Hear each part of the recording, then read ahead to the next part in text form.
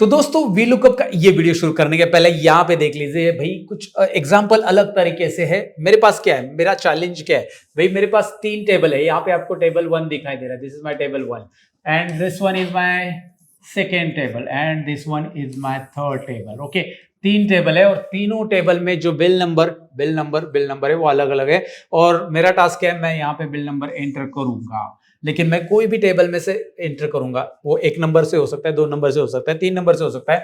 मुझे यहाँ पे आउटपुट आना चाहिए कि भाई कौन सा प्रोडक्ट है, राइट। ये आउटपुट मुझे चाहिए, प्रोडक्ट और क्वांटिटी चाहिए। वो कोई भी टेबल में से बिल नंबर में एंटर करूंगा। तो मेरा चैलेंज क्या है, मल्टी टेबल VLOOKUP का है। भाई VLOOKUP लगा के मुझे डेटा फेच करना है और मल्टी टेबल VLOOKUP आपको यूज करने नहीं आता है। तो भाई ये वीडियो एंड तक देख लीजिए। VLOOKUP का पार्ट नंबर 8 है, 1 to 7 ऑलरेडी अपलोड है, जाके चेक कीजिए। और साथ ही में मैं बताना चाहूंगा कि अगर आप कोई लाइक MIS एग्जीक्यूटिव बनना चाहते हैं या पावर BI डेवलपर बनना चाहते हैं, तो उसके लिए मैंने अलग अलग रोड मैप की वेबिनार रिकॉर्ड किया, जिसकी लिंक आपको डेफिनेटली डिस्क्रिप्शन में मिलेगी, जाकर चेकआउट कर सकते हैं दोज हु आर इंटरेस्टेड। फिलहाल तो हम टॉपिक की तरफ बढ़ेंगे और इसको सीख लेते हैं। पहले मैं सतीश आप सबका स्वागत करता हूं, चलिए शुरू करते हैं।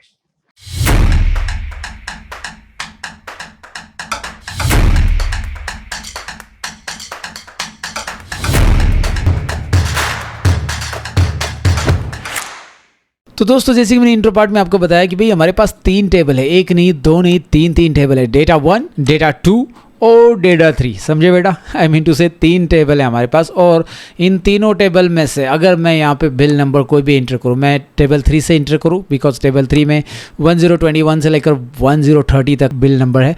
तो मैं यहाँ से कोई बिल नंबर एंटर करूँ तो मुझे प्रोडक्ट और क्वांटिटी इस टेबल में से चाहिए, उस बिल नंबर के अकॉर्डिंग, राइट। जैसे ये वाला है, तो अगर मैं डेटा 2 में से एंटर करूँ तो मुझे यहाँ पे उस प्रोडक्ट और क्वांटिटी का डेटा दिखाई दे। या फिर डेटा मैं यहाँ से एंटर करूँ बिल नंबर कोई भी डेटा 1 से या टेबल 1 से, तो यहाँ पे मुझे प्रोडक्ट और क्वांटिटी दिखाई दे। ये मेरा टास्क है। लेकिन इस टास्क को आगे बढ़ने से पहले भाई मुझे करना क्या होगा, मुझे टेबल को फिक्स करना होगा, रेंज को नेम देना होगा। और रेंज को नाम देके हम इस टेबल को डायनेमिकली टेबल एरे में ऐड कर सकते हैं VLOOKUP में। ऑफकोर्स हम VLOOKUP ही यूज़ करने वाले हैं, बट पहले हमें कुछ चीज़ें करनी पड़ेगी। ओके, तो क्या क्या करना पड़ेगा। I am going to select this bill number, product and quantity. Now once I select it, यहाँ पे आपको नेम बॉक्स दिखाई दे रहा है which is available here, right. अब मैं यहाँ पे नाम टाइप करूंगा। भाई इस टेबल को मुझे नाम देना है, कोई भी नाम दे सकते हैं आप। मैं डेटा 1 नाम देता हूँ। अब याद रखिए, नाम जब दोगे तो वो अल्फ़ाबेट से स्टार्ट होना चाहिए और उनमें स्पेस नहीं होना चाहिए। मतलब नंबर से स्टार्ट नहीं कर सकते और स्पेस नहीं दे सकते, दैट्स इट। मैंने डेटा 1 दे दिया, आप कोई भी नाम दे दो, एंटर कर दो। दूसरा मैंने इसे सेलेक्ट कर लिया। पूरा टेबल देखिए, बिल नंबर से लेकर क्वांटिटी से लेकर पूरी क्वांटिटी सेलेक्ट करके यहाँ पे डेटा 2 आपको टाइप करना है बेटा। सो मैंने डेटा 2 टाइप कर लिया, एंटर कर लिया। एंड उसी के साथ मैंने तीसरे टेबल को भी सिलेक्ट कर लिया है, जहाँ पे मैं डेटा 3 टाइप करूँगा और मैं एंटर करूँगा। डेटा 1 2 3 तीनों टाइप हो गए। उसके बाद मुझे यहाँ पे फॉर्मूला देना है, आपको VLOOKUP फॉर्मूला देना है। मैंने पहले ही कहा, लेकिन मैं ईप फॉर्मूला लगा रहा हूँ। भाई ईप क्यों? ईप से हम यहाँ पे लॉजिक टेस्ट अप्लाई करेंगे। क्या logic test? Value true, value false, 3 argument रहते हैं ईप में, वैल्यू ट्रू, वैल्यू फॉल्स और लॉजिक टेस्ट भी है।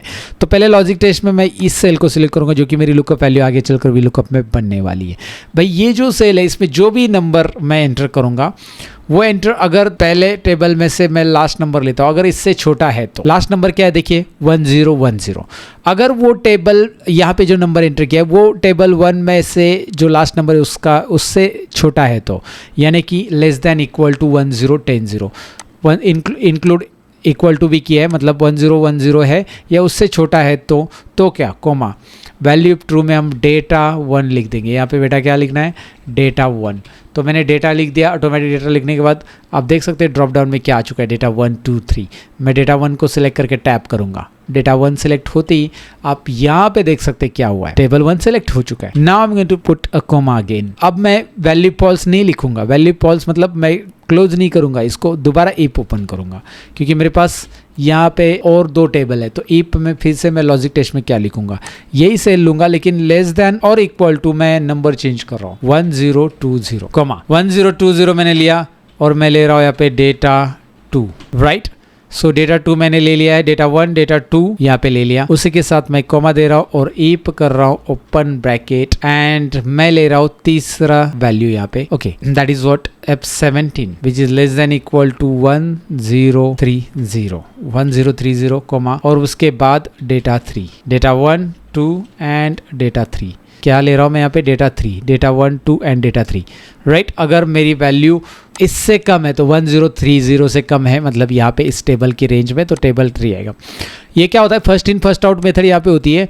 मतलब अगर आप बोलोगे कि भाई यार 1020 यहाँ पे आपने लिखा है सर, लेकिन ये भी तो वैल्यू 1020 से कम है, ऑफकोर्स है, लेकिन पहली मेथड हमारी ये है ना, तो पहला अगर ये रिजल्ट आता है डेटा 1 तो ही इधर जाएगा, इधर नहीं जाएगा। मतलब आई मीन टू से अगर डेटा 1 लेता है तो डेटा 1 लेता है तो 2 नहीं लेगा, क्योंकि हमारा 1010 ये वैल्यू ट्रू है पहली वाली, तो पहली वाली ट्रू नहीं तो 1020 में चेक करेगा, दूसरी वाली ट्रू नहीं तो थर्ड में चेक करेगा, और जैसे वैसे वो आ जाएगा। ब्रैकेट मल्टीपल क्लोज करो या फिर एंटर करो, ऑटोमेटिक ब्रैकेट क्लोज हो जाएंगे and you will able to see the result. अब ये टेबल 3 दिख रहा है, देखिए बिल नंबर देखिए, बिल नंबर देखिए which is exactly similar to table 3। अब मैं इधर 1002 कोई भी बिल नंबर डालो उस पर्टिकुलर टेबल में से, तो वो टेबल यहाँ पे दिखाई देगा।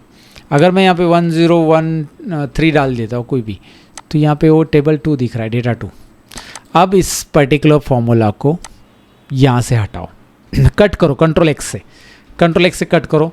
मैंने अभी देखिए एक बात याद रखिए, ये जो फॉर्मूला यहाँ पे आया था, इससे जो रिजल्ट आ रहा है ये नए वर्जन में आपको ऐसा दिखाई देगा एक्सेल के। 2021 या 2019 आप यूज़ कर रहे हो तो you will get like this. But अगर आप पुराना वर्जन यूज़ करें एक्सेल का, देन मे बी आपके पास ऐसा नहीं आएगा, आपके पास एक ही रिजल्ट एक ही सेल में आएगा। बट डोंट वरी, ये फॉर्मूला इज करेक्ट अगर आपने ऐसा दिया है तो। सो दे दो फॉर्मूला और कट करो फॉर्मूला का। यहाँ पे वैसे भी हमें ऐसा रिजल्ट नहीं चाहिए, कंट्रोल एक्स करो, फॉर्मूला को कट करो।